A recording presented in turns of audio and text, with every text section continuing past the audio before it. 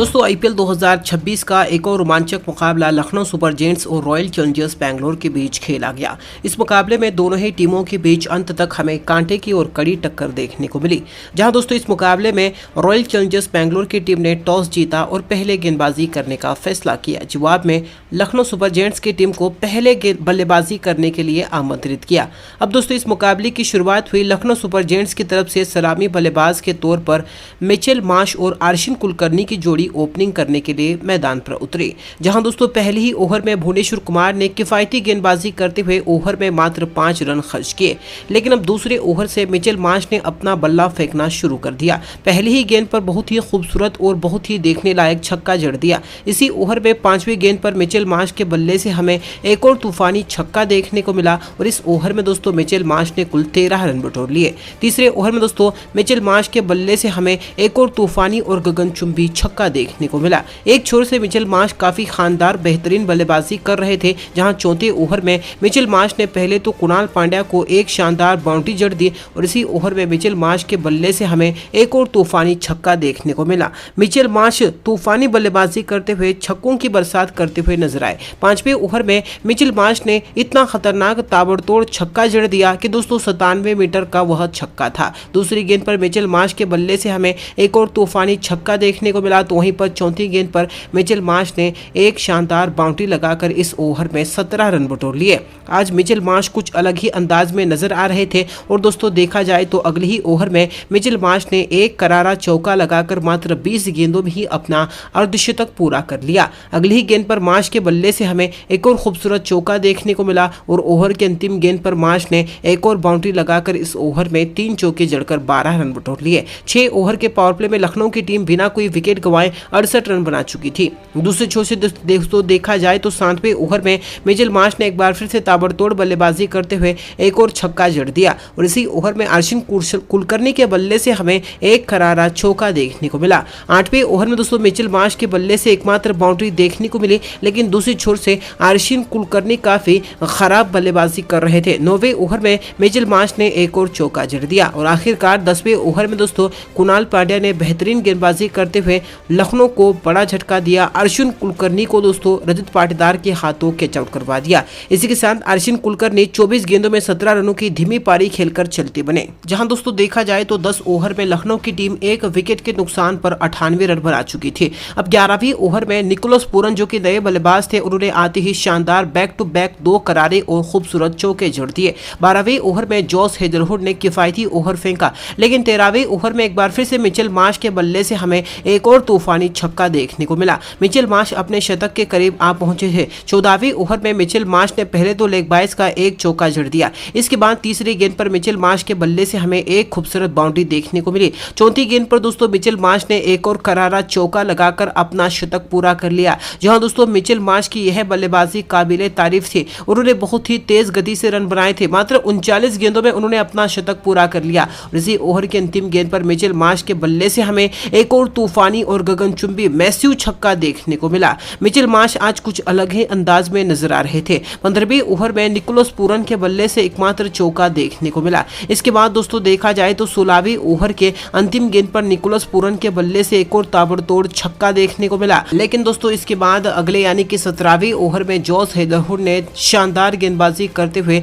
Mitchell Marsh को Jacob Bethell के हाथों कैच आउट करवा दिया। दोस्तों इसी के साथ मिचेल मार्श बहुत ही बड़ी यानी कि 56 गेंदों में 9 छक्कों की मदद से 111 रनों की ताबड़तोड़ पारी खेलकर चलते बने। लेकिन इसी ओवर में दोस्तों ऋषभ पंत यानी कि कप्तान ने आते ही बैक टू बैक 2 करारे और शानदार चौके के साथ अपना खाता खोला और दोस्तों इसी ओवर की अंतिम गेंद पर ऋषभ पंत ने एक और खूबसूरत और तूफानी छक्का लगाकर इस ओवर में कुल 18 रन बटोर लिए। इसके बाद दोस्तों 18वें ओवर में निकोलस पूरन के बल्ले से एकमात्र बाउंड्री हमें देखने को मिली। 19वें ओवर में दोस्तों रसिक सलाम ने शानदार गेंदबाजी करते हुए निकोलस पूरन को कैच आउट करवा दिया। इसी के साथ निकोलस पूरन 23 गेंदों में 38 रनों की पारी खेलकर चलते बने। लेकिन इसी ओवर में ऋषभ पंत ने अपना एक गियर चेंज किया और दोस्तों चौथी गेंद पर एक शानदार बाउंड्री जड़ दी। 5वीं गेंद पर भी ऋषभ पंत के बल्ले से हमें एक और करारा चौका देखने को मिला और ओवर की अंतिम गेंद पर ऋषभ पंत ने इतना खूबसूरत छक्का जड़ दिया कि पूरा स्टेडियम देखकर ही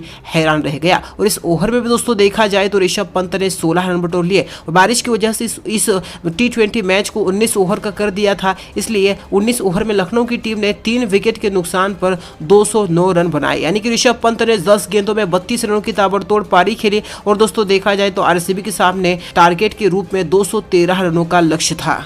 अब दोस्तों इस लक्ष्य का पीछा करने के लिए रॉयल चैलेंजर्स बैंगलोर की तरफ से सलामी बल्लेबाज के तौर पर विराट कोहली और जैकब बैथल की जोड़ी ओपनिंग करने के लिए मैदान पर उतरे और पहले ओवर में गेंदबाजी करने आए मोहम्मद शमी ने शानदार शुरुआत दिलाई, जहां दोस्तों चौथी ही गेंद पर जैकब बैथल ने शानदार चौके के साथ अपना खाता खोला। लेकिन अगली ही गेंद पर दोस्तों मोहम्मद शमी ने बेहतरीन गेंदबाजी करते हुए जैकब बैथल को प्रिंस यादव के हाथों कैच आउट करवा दिया। इसी के साथ जैकब बैथल 4 रनों की पारी खेलकर चलते बने। इसके बाद दूसरे ओवर में गेंदबाजी करने आए प्रिंस यादव ने तूफानी गेंदबाजी करते हुए सबसे बड़ा विकेट हासिल किया और लखनऊ को मैच जिताने में बड़ा अहम योगदान दिया। जहां दोस्तों दूसरी ही गेंद पर प्रिंस यादव ने विराट कोहली को क्लीन बोल्ड कर दिया, बड़ा विकेट हासिल किया। विराट कोहली बिना खाता खोले ही पवेलियन लौट गए। लेकिन इसी ओवर में नए बल्लेबाज देवदत्त पडिक्कल ने आते ही शानदार मैक्सिमम छक्के के साथ अपना खाता खोला। इसके बाद दोस्तों तीसरे ओवर में मोहम्मद शमी ने शानदार और किफायती गेंदबाजी करते हुए ओवर में मात्र 3 रन ही खर्च किए।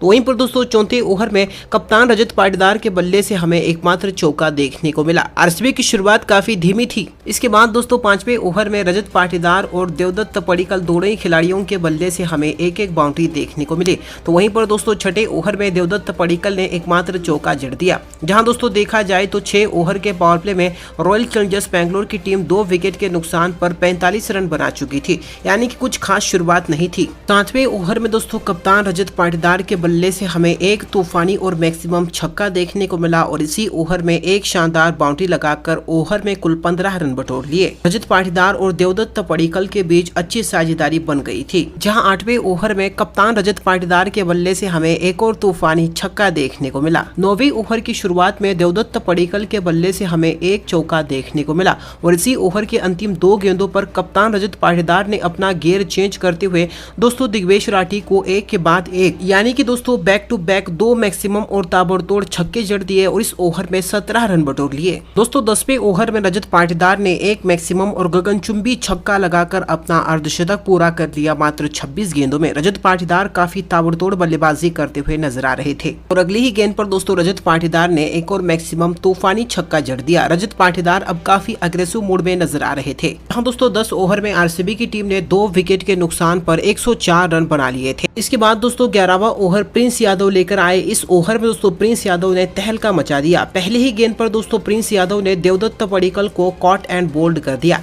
इसी के साथ दोस्तों देवदत्त पडिक्कल 25 गेंदों में 34 रनों की पारी खेलकर चलते बने। इसी ओवर में दोस्तों प्रिंस यादव ने तूफानी गेंदबाजी करते हुए एक और बड़ा विकेट हासिल किया। जितेश शर्मा को कैच आउट करवा दिया। इसी के साथ दोस्तों जितेश शर्मा भी 1 रन बनाकर चलते बने और इस ओवर में दोस्तों प्रिंस यादव ने 2 विकेट हासिल किए। इसके बाद 12वें ओवर की पहली ही गेंद पर टीम डेविड के बल्ले से एक शानदार चौका देखने को मिला। लेकिन इसी ओवर में शहबाज अहमद ने शानदार गेंदबाजी करते हुए कप्तान रजत पाटीदार को एडन मार्करम के हाथों कैच आउट करवा दिया। इसी के साथ दोस्तों कप्तान रजत पाटीदार 31 गेंदों में 61 रनों की तूफानी और ताबड़तोड़ पारी खेलकर चलते बने। इस ओवर में शहबाज ने सिर्फ 6 रन खर्च किए। 13वें ओवर में दोस्तों देखा जाए तो टीम डेविड के बल्ले से हमें एक और चौका देखने को मिला। दोस्तों 14वें ओवर में कुणाल पांड्या और टीम डेविड दोनों ही खिलाड़ियों के बल्ले से हमें एक बाउंड्री देखने को मिली। आखिरी की 30 गेंदों में अब दोस्तों देखा जाए तो आरसीबी की टीम को जीत के लिए 80 रनों की जरूरत थी। जहां दोस्तों 15वें ओवर में टीम डेविड ने खतरनाक बल्लेबाजी करते हुए पहली ही गेंद पर एक करारा चौका जड़ दिया।